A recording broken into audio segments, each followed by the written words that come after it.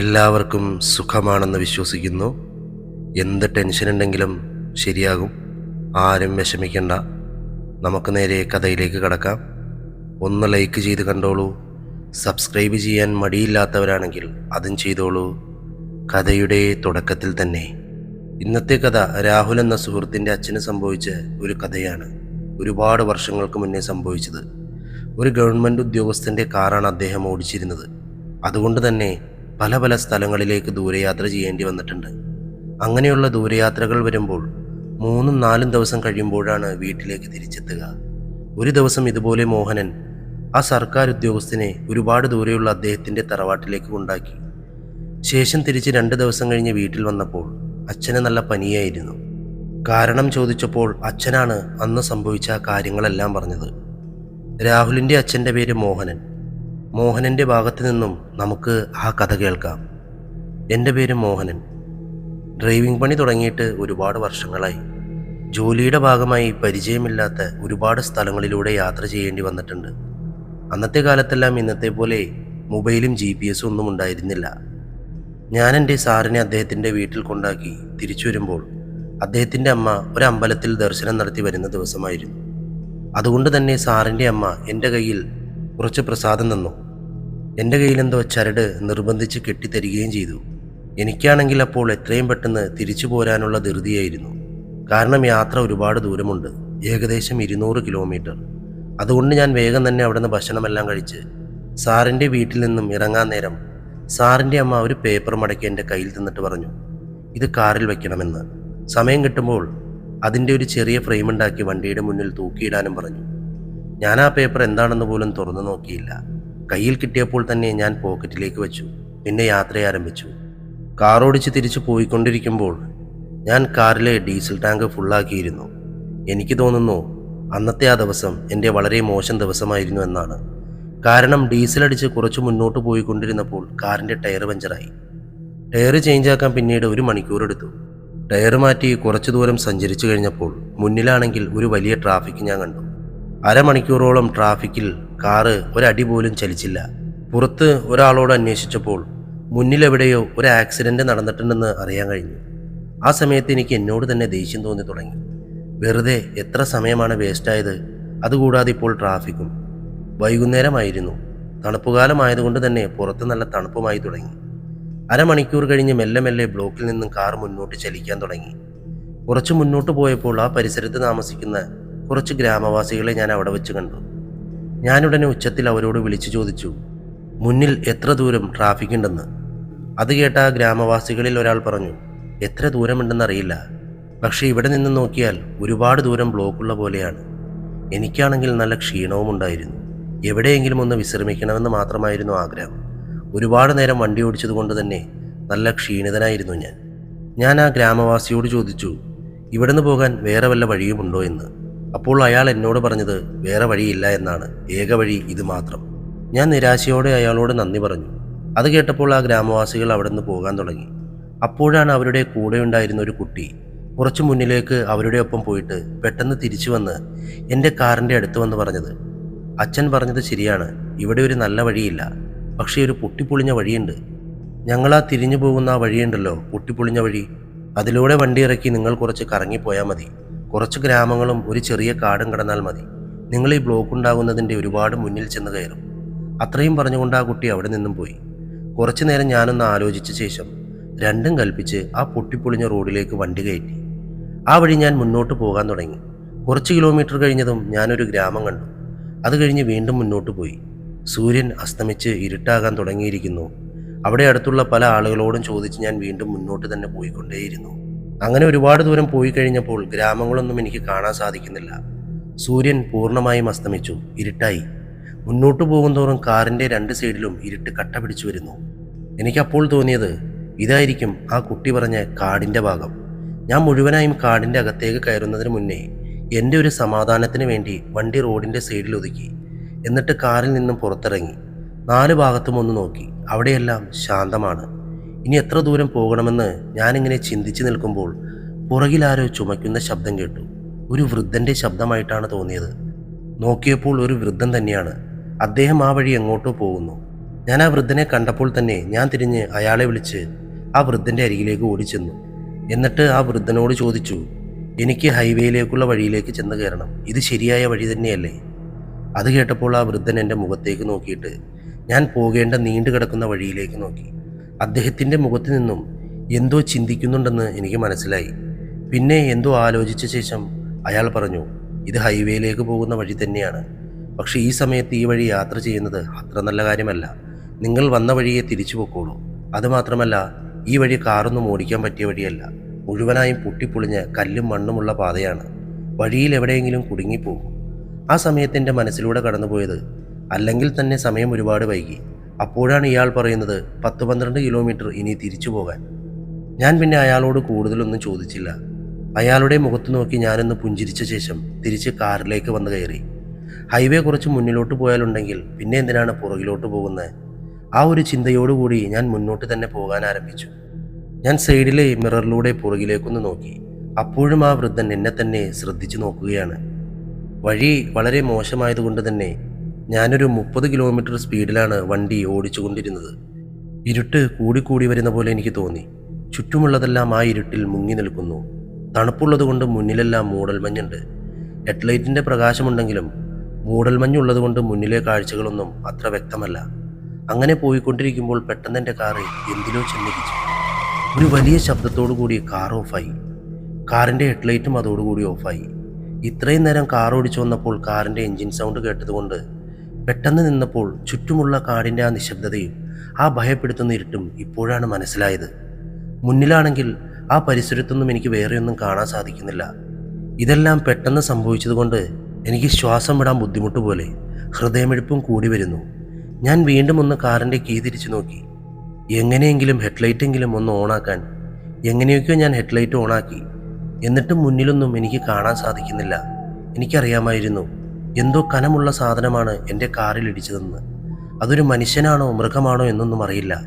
ഞാൻ കുറച്ചു നേരം അവിടെ നിന്നും എന്തെങ്കിലും ശബ്ദം വരുന്നുണ്ടോ, എന്തെങ്കിലും അനക്കം കാണുന്നുണ്ടോ എന്ന് ആ കാറിൽ നിശബ്ദമായിരുന്ന് ശ്രദ്ധിച്ചു നോക്കി. പക്ഷെ ഒന്നും കാണാൻ സാധിച്ചില്ല. പിന്നെ പുറത്തിറങ്ങി നോക്കാമെന്ന് വിചാരിച്ച് സർവ്വധൈര്യവും ഞാൻ സംഭരിച്ച് കാറിൻ്റെ ഡോറ് തുറന്ന് പുറത്തേക്കിറങ്ങിയതും പുറത്തു നിന്നും വന്ന തണുത്ത കാറ്റുകൊണ്ട് ശരീരം വിറയ്ക്കാൻ തുടങ്ങി. ഞാൻ കാറിൻ്റെ പരിസരം ഒന്ന് വീക്ഷിച്ചു. ഒന്നും കാണാൻ സാധിച്ചില്ല. നാലുപാടും നിശബ്ദത മാത്രം. അതിൻ്റെ കൂടെ ഭയപ്പെടുത്തുന്ന ഇരുട്ടും. ചുറ്റിലും വലിയ വലിയ മരങ്ങൾ. ഇടയ്ക്ക് മൂങ്ങയുടെ ശബ്ദം കേൾക്കാം. ഞാൻ കാറിൻ്റെ പുറകുവശത്തേക്ക് നോക്കി. കനം കൂടിയ കുറ്റാക്കൂരി ഇരുട്ടല്ലാതെ ഒന്നും കാണാൻ സാധിക്കുന്നില്ല. വല്ലാത്തൊരു ഭയം മനസ്സിൻ്റെ ഉള്ളിലേക്ക് ആ സമയത്ത് കടന്നു കയറി. ഞാൻ പിന്നെ കാറിൻ്റെ മുന്നിലേക്ക് കുറച്ച് നടന്നു. അങ്ങനെ കുറച്ച് മുന്നോട്ട് പോയപ്പോൾ എൻ്റെ മുന്നിൽ 6-7 വയസ്സ് പ്രായം തോന്നിക്കുന്ന ഒരു കുട്ടി ബോധമില്ലാതെ തെറിച്ചു വീണ് കിടക്കുന്നത് കണ്ടു. അത് കണ്ടപ്പോൾ ഞാൻ വല്ലാതെ ഭയന്നുപോയി. ഈ കുട്ടി ഏതാണ്? ഈ ഇരുട്ടത്ത് ഈ കുട്ടി ഇവിടെ എന്ത് ചെയ്യുകയാണ്? ഞാൻ എന്താണ് ചെയ്തത്? ഞാൻ ഓടിച്ചെന്ന് ആ കുട്ടിയെ കയ്യിലേക്ക് കോരിയെടുത്തു. ഞാൻ ആ കുട്ടിയെ കയ്യിലേക്കെടുത്തതും ആ പരിസരത്തുള്ള ഇരുട്ടിൽ നിന്നും ആരോ ചെറുതായി കരയുന്ന ശബ്ദം ഞാൻ കേട്ടു. ഞാൻ അവിടെയെല്ലാം ശ്രദ്ധിച്ചു നോക്കി. എനിക്കൊന്നും കാണാൻ സാധിക്കുന്നില്ല. സൈഡിലുള്ള വലിയ മരങ്ങളിലേക്ക് നോക്കി. ഒരു ഇല പോലും അനങ്ങാതെ നിൽക്കുന്നു. ആ ശബ്ദം എവിടെ നിന്നാ വരുന്നതെന്ന് എനിക്ക് മനസ്സിലാകുന്നുണ്ടായിരുന്നില്ല. ഞാൻ വീണ്ടും എൻ്റെ കയ്യിലേക്ക് ആ കുട്ടിയെ നോക്കി. ഞാൻ ശരിക്കും ഞെട്ടിപ്പോയി. ആ കുട്ടിയെ ഇപ്പോൾ എൻ്റെ കയ്യിൽ കാണുന്നില്ല. ഞാൻ ഭയന്ന് ചുറ്റും നോക്കാൻ തുടങ്ങി. ഇത്രയും നേരം ഒരു കുട്ടി എൻ്റെ കയ്യിലുണ്ടായിരുന്നു. ഒരു നിമിഷം കൊണ്ട് അതെവിടെ പോയി? ഭയം എൻ്റെ ശരീരത്തിൽ മുഴുവനായിട്ടും വ്യാപിക്കാൻ തുടങ്ങി. പെട്ടെന്ന് ഒരു കുട്ടിയുടെ ചിരിക്കുന്ന ശബ്ദം ഞാൻ കേട്ടു. ഞാൻ ആ ചിരി കേട്ട ഭാഗത്തേക്ക് നോക്കിയപ്പോൾ ആ കുട്ടി മുട്ടുകുത്തി കൈയും നിലത്ത് കുത്തി മൃഗങ്ങളെപ്പോലെ ചാടി റോഡിൻ്റെ സൈഡിലൂടെ മറികടന്ന് അപ്പുറത്തെ ഭാഗത്തേക്ക് അതിവേഗത്തിൽ പോകുന്നു. നിൽക്ക്, അവിടെ നിൽക്ക്! ഞാൻ അവനെ വിളിക്കാൻ ശ്രമിച്ചു. പക്ഷേ പെട്ടെന്ന് ആ ഇരുട്ടിൽ അവൻ എവിടെയോ അപ്രത്യക്ഷമായി. ഞാൻ അവനങ്ങനെ പോകുന്നത് കണ്ടപ്പോൾ കുറച്ച് മുന്നോട്ട് പോയിരുന്നു. പക്ഷെ ഇപ്പോൾ എൻ്റെ കാലൊന്നും അനങ്ങുന്നില്ല. ഭയം കാരണം എൻ്റെ കൈയും കാലും വിറയ്ക്കുന്നു. മുന്നോട്ടുള്ള ഇരുട്ട് കാരണം ഇനി മുന്നോട്ട് പോകണ്ട എന്ന് ഞാൻ തീരുമാനിച്ചു. ഇവിടെ നിന്നാൽ പ്രേതമോ പിശാചോ ഒന്നും എനിക്കറിയില്ല. എന്തായാലും വല്ല മൃഗങ്ങളും ആക്രമിക്കും. അങ്ങനെ ഞാൻ തിരിച്ചു പോകാൻ തന്നെ തീരുമാനിച്ചു. അങ്ങനെ മെല്ലെ മെല്ലെ ഭയന്ന് വിറയ്ക്കുന്ന കാലുകളോടെ ഞാൻ കാറിൻ്റെ അടുത്തേക്ക് പോകാൻ നിൽക്കുമ്പോഴാണ് ആരോ വീണ്ടും കരയുന്ന ശബ്ദം ഞാൻ കേട്ടത്. ഈ കുറ്റാക്കൂരിരുട്ടിൽ ഇത്രയും വലിയൊരു വനത്തിൽ ആരാണിങ്ങനെ പാടുന്നത്? പരിസരത്ത് ആരെയും കാണാനില്ല. ഇവിടെ ഇപ്പോൾ എന്താ സംഭവിച്ചുകൊണ്ടിരിക്കുന്നത്? എനിക്കൊന്നും മനസ്സിലാകുന്നില്ല. ഞാൻ വീണ്ടും ആ മൂടൽമഞ്ഞിലൂടെ ശ്രദ്ധിച്ചു നോക്കി. അപ്പോൾ അവിടെ ആരോ ഉണ്ടായിരുന്നു, ഒരു സ്ത്രീ. അത് കണ്ടതോടുകൂടി ഒരു നിമിഷം പോലും എനിക്ക് അവിടെ നിൽക്കാൻ തോന്നിയില്ല. ഞാൻ ഓടിച്ചെന്ന് എൻ്റെ കാറിലേക്ക് കയറിയിരുന്നു. വണ്ടി സ്റ്റാർട്ട് ചെയ്യാനുള്ള ശ്രമം തുടങ്ങി. എന്ത് ചെയ്താലും സ്റ്റാർട്ടാവുന്നില്ല. 5-6 തവണ അതുപോലെ സ്റ്റാർട്ട് ചെയ്ത് കഴിഞ്ഞപ്പോൾ ഭാഗ്യത്തിന് വണ്ടി സ്റ്റാർട്ടായി. അപ്പോഴാണ് എനിക്ക് ചെറിയ ആശ്വാസമായത്. ആ വൃദ്ധം പറഞ്ഞത് ശരിയായിരുന്നു. ഈ വഴി പോകുന്നത് അപകടം തന്നെയാണ്. വണ്ടി സ്റ്റാർട്ടാക്കിയിട്ട് ഞാൻ ചിന്തിക്കാൻ തുടങ്ങി. ഇനി എന്തു ചെയ്യും? മുന്നിലോട്ട് പോകണോ അതോ വണ്ടി തിരിച്ച് പിറകിലോട്ട് പോകണോ? പെട്ടെന്ന് വണ്ടിയുടെ മുകളിലേക്ക് എന്തോ ഒന്ന് ചാടി. ആ ശബ്ദം പെട്ടെന്ന് കേട്ടപ്പോൾ എൻ്റെ ഹൃദയം നിലച്ചു പോയ പോലെയാണ് എനിക്ക് തോന്നിയത്. എൻ്റെ ശരീരം ഭയം കൊണ്ട് നന്നായി വിറയ്ക്കാൻ തുടങ്ങിയിരുന്നു. അപ്പോൾ എൻ്റെ മനസ്സിലൂടെ അനാവശ്യമായിട്ടുള്ള ഒരുപാട് ചിന്തകളാണ് കടന്നുപോയത്. വണ്ടി പിന്നെയും നിന്നുപോയി. ഞാൻ പിന്നെയും വണ്ടി സ്റ്റാർട്ട് ചെയ്യാനുള്ള ശ്രമം തുടങ്ങി. അടുത്ത നിമിഷം വണ്ടിയുടെ ഹെഡ്ലൈറ്റ് ഒന്ന് ഓണായി. ഉടനെ തന്നെ ഓഫാവുകയും ചെയ്തു. പക്ഷേ ഹെഡ്ലൈറ്റ് ഓണായപ്പോൾ ആ ചെറിയ സെക്കൻഡിൽ, ആ പ്രകാശത്തിൽ എൻ്റെ കാറിൻ്റെ മുന്നിലേക്ക് ഒരു മനുഷ്യൻ്റെ ആകൃതിയിലുള്ള എന്തോ ഒഴുകി വരുന്നതായി എനിക്ക് തോന്നി. എനിക്ക് നന്നായിട്ട് കാണാൻ കഴിഞ്ഞില്ല. എൻ്റെ മനസ്സിൽ പല ചിന്തകളും വന്നു. ആ ഒരു രൂപം സ്ത്രീയുടെ രൂപമായിരുന്നു. ആ കട്ടി കൂടിയ മൂടൽമഞ്ഞിൽ എനിക്ക് ശരിക്കൊന്നും കാണാൻ കഴിഞ്ഞിരുന്നില്ല. ഞാൻ അപ്പോൾ തന്നെ തീരുമാനിച്ചു, പുറകിലേക്ക് തിരിച്ചു പോകുന്നതാണ് നല്ലതെന്ന്. ഞാൻ എങ്ങനെയൊക്കെയോ വണ്ടി സ്റ്റാർട്ട് ചെയ്ത് വണ്ടി വേഗം പുറകിലേക്കെടുത്തു. ഭയമുള്ളതുകൊണ്ട് ഞാൻ വണ്ടിയുടെ ഹെഡ്ലൈറ്റ് ഓണാക്കിയിരുന്നില്ല. എനിക്ക് മുന്നിൽ കണ്ട രൂപം വീണ്ടും കാണാനുള്ള ധൈര്യം എനിക്കുണ്ടായിരുന്നില്ല. ഞാനങ്ങനെ കുറച്ചു ദൂരം പിറകിലോട്ട് വന്നതും ഞാൻ ഹെഡ്ലൈറ്റ് ഓണാക്കി. ഇപ്പോൾ കാറ് കുറച്ച് സ്പീഡിൽ തന്നെയാണ് ഓടിച്ചുകൊണ്ടിരിക്കുന്നത്. വഴി വളരെ മോശമായതുകൊണ്ട് തന്നെ കാറ് എന്തെങ്കിലും പ്രശ്നം പറ്റി നിന്നു പോകുമോ എന്നുള്ള ഭയം എനിക്കുണ്ടായിരുന്നു. അങ്ങനെ മുന്നോട്ട് പോകുമ്പോൾ വഴിയുടെ ഓരം ചേർന്ന് ഒരു സ്ത്രീ നടന്നു പോകുന്നതായി ഞാൻ കണ്ടു. എനിക്കറിയില്ല ആ സമയത്ത് എനിക്ക് എന്താ സംഭവിച്ചതെന്ന്. ഞാൻ എൻ്റെ വണ്ടിയുടെ സ്പീഡ് അല്പം കുറച്ചു.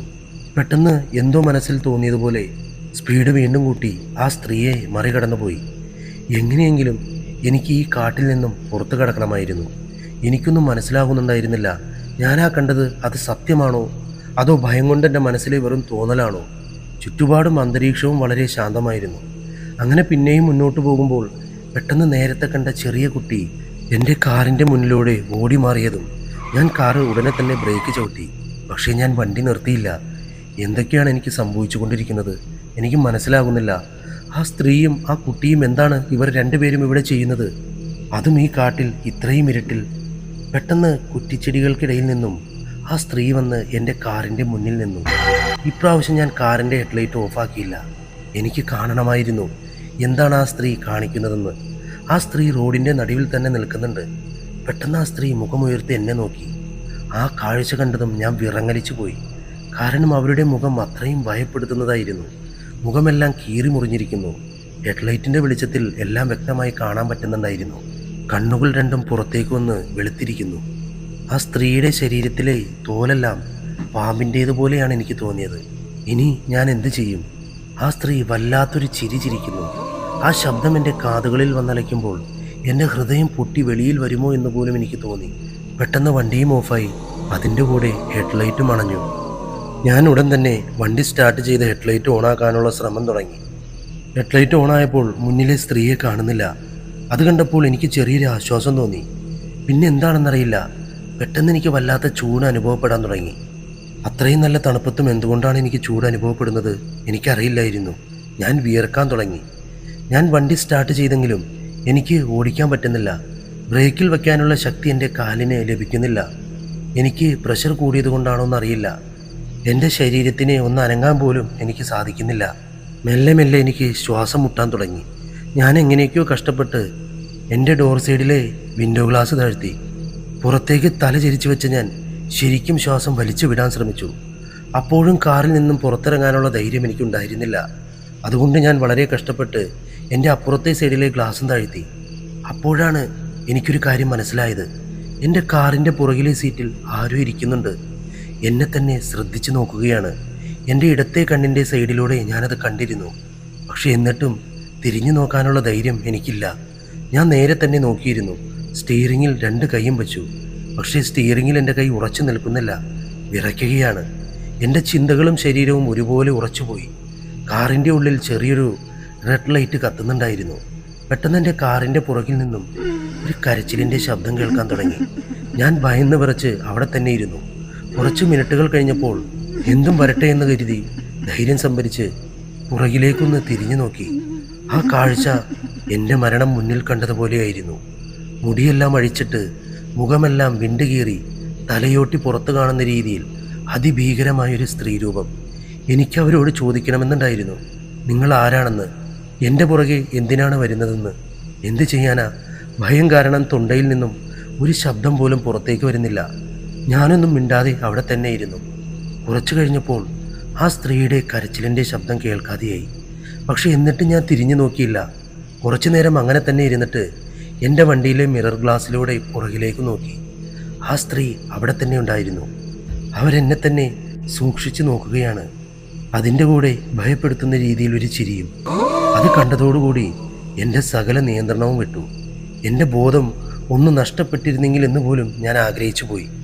കാരണം ആ ശബ്ദവും ആ കാഴ്ചയും എനിക്ക് താങ്ങാനുള്ള ശക്തി എൻ്റെ ശരീരത്തിന് ഉണ്ടായിരുന്നില്ല. ഞാൻ വളരെ ബുദ്ധിമുട്ടി കാറിൻ്റെ ഡോറ് തുറന്ന് പുറത്തേക്ക് പോകാനുള്ള ശ്രമം നടത്തി. അപ്പോഴാണ് എനിക്കൊരു കാര്യം മനസ്സിലായത്. എൻ്റെ ശരീരം അനങ്ങുന്നില്ല. എനിക്കൊന്നും ചെയ്യാൻ സാധിക്കുന്നില്ല. എൻ്റെ ശരീരത്തിന് തീരെ ശക്തി ലഭിക്കുന്നില്ല. പിന്നെ ഞാൻ വളരെ കഷ്ടപ്പെട്ട് എങ്ങനെയൊക്കെയോ ഡോറ് തുറന്നു. താഴേക്ക് റോഡിലേക്ക് മറഞ്ഞു വീണു. അവിടെ നിന്ന് ഇഴഞ്ഞിഴഞ്ഞ് കുറച്ച് മുന്നോട്ട് പോയി. അപ്പോഴും എൻ്റെ ചെവിയിൽ ആ സ്ത്രീയുടെ കരയുന്ന ശബ്ദം കേൾക്കാമായിരുന്നു. പെട്ടെന്ന് എവിടെ നിന്നോ ഒരു വലിയ പ്രകാശം എൻ്റെ കൺമുന്നിൽ വന്നു. മുന്നിൽ ഒരു നീല കലർന്ന കാറുള്ള ആരുടെയോ മുന്നിൽ ഞാൻ കിടക്കുന്ന പോലെ. മൂടൽ മഞ്ഞുള്ളതുകൊണ്ട് എനിക്ക് വ്യക്തമായിട്ടൊന്നും കാണാൻ സാധിച്ചില്ല. പതുക്കെ പതുക്കെ എൻ്റെ ബോധം നഷ്ടപ്പെട്ടു. കണ്ണു തുറന്നപ്പോൾ ഞാൻ എവിടെയോ ഒരു കട്ടിലിൽ കിടക്കുന്നു. കണ്ണു തുറന്നു നോക്കാനുള്ള ശക്തി അപ്പോഴും എനിക്കുണ്ടായിരുന്നില്ല. പെട്ടെന്ന് എന്തോ മനസ്സിൽ തോന്നി ഞാൻ ചാടി കട്ടിലിൽ എഴുന്നേറ്റിരുന്നു. ഒന്ന് ശ്വാസം വലിച്ചു വിട്ടു. ഞാൻ ചുറ്റിലുമൊന്ന് നോക്കി. അപ്പോൾ ഞാൻ ഒരു വൃദ്ധനെ കണ്ടു. അതെ, ആ വൃദ്ധൻ തന്നെ. വൈകുന്നേരം വഴി ചോദിച്ചപ്പോൾ ഈ വഴി പോകണ്ട എന്ന് പറഞ്ഞ അതേ വൃദ്ധൻ.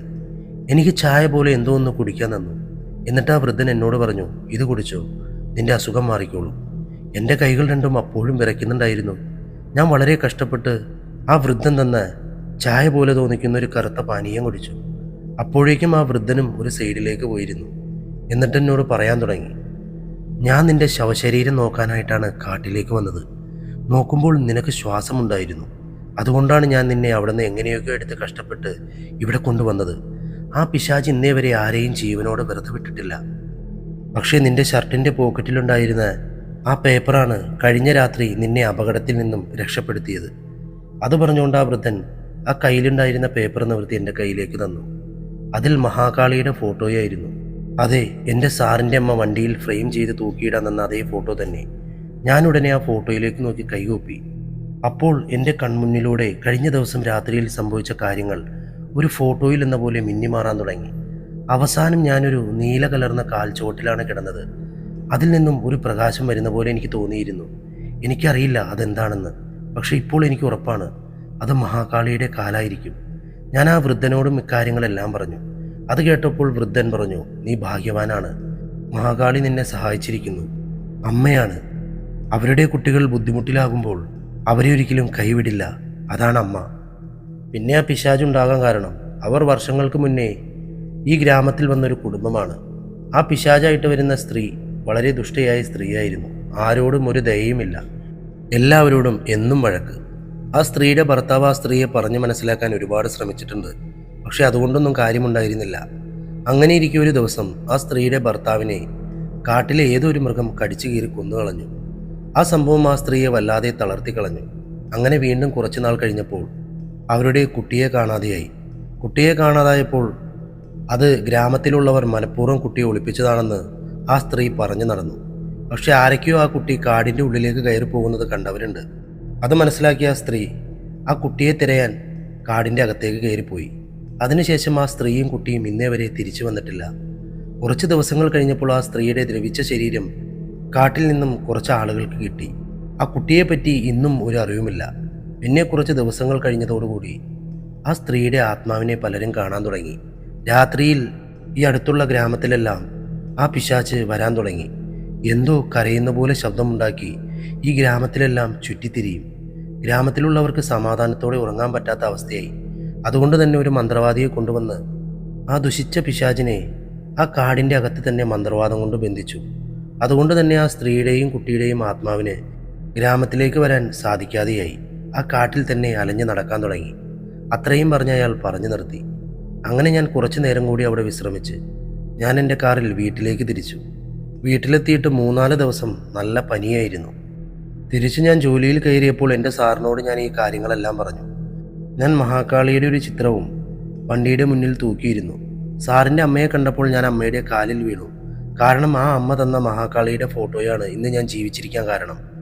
ഒരു നെഗറ്റീവ് എനർജി ഉണ്ടെങ്കിൽ ഒരു പോസിറ്റീവ് എനർജി ഉണ്ടാകും. അങ്ങനെ നമുക്ക് വിശ്വസിക്കാം.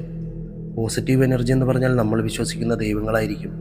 ഒറ്റപ്പെട്ടു നിൽക്കുമ്പോൾ ആരുമില്ല എന്ന് തോന്നുമ്പോൾ ആരോടെങ്കിലും പരാതികൾ പറയാൻ ഒരാൾ വേണ്ടേ?